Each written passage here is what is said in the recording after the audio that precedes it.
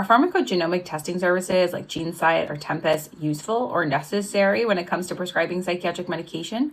My name is Dr. Ruth Dutton. I'm a board-certified adult psychiatrist, and this video is one of the requests of one of my followers because Genesight testing and other similar testing services are becoming more and more prevalent in the field of psychiatry, and I think it's important that both patients and prescribers know how this can be utilized, if it's helpful, when maybe not to depend on it. So first, let's talk about what this is. So it's a pharmacogenomic test that's looking at the interactions between someone's genome and the psychiatric medications. So let's take Genesight, for example. This is going to be looking at 14 different genetic markers and 60 different psychiatric medications. So there are two different types of genes that it's looking at. One is going to be pharmacokinetic genes, which is basically looking at how your body metabolizes these genes.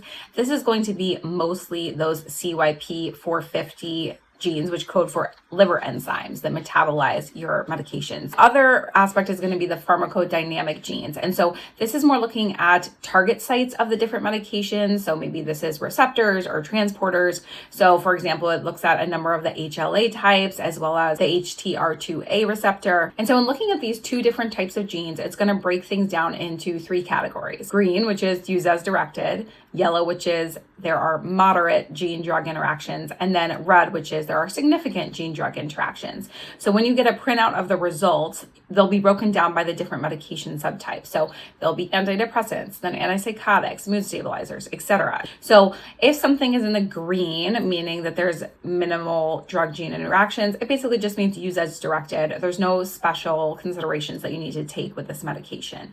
If something's in the yellow or moderate gene-drug interaction, it means that you may have to take some extra care here. So there may be an increased risk of adverse effects, or you may need a dosage adjustment, or it may be slightly less likely to work. And then with the red category, the significant gene-drug interactions, this is that category where you may want to steer away from this medication because it may be much less likely to be effective or more likely to cause side effects. So what are some of the positives and negatives of this type of testing?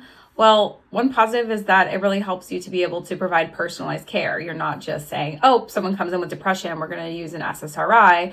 And then if they fail that, another SSRI, and then we can move on to another class. You're actually going to be able to look at that person's genome and see which medications may or may not be effective for them. Secondly, it can be really useful for complex patients who have failed multiple drug trials. So is this because they have treatment refractory illness, or is it just because we haven't tried a medication that works with their genome? It can also present providers with new ideas. Maybe there's a medication they hadn't thought of, and that's in the green. Some downsides are that, one, of course, cost. It is increasingly being covered by insurance, so it's becoming more accessible to most people, but it's certainly not covered for all, so it can be prohibitively expensive. Additionally, it's not necessary for all. If someone comes into you on their initial assessment and they have no past drug trials, then you don't have any reason to believe that they may respond better or worse than any other individual. It also might limit potential options for someone. You might say, oh, that's in the red or the yellow, it's not worth trying, when it actually could be a really helpful medication for someone. The key is in interpretation. So these results are not meant to be the end all be all. You don't want to start using a medication that's not appropriate for that patient's diagnosis or presentation,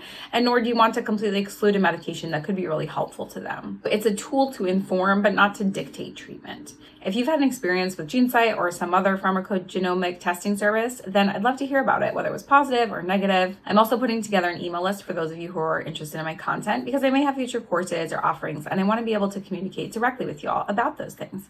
So if that's you, then send me a DM with your email, and I'll see you in the next one.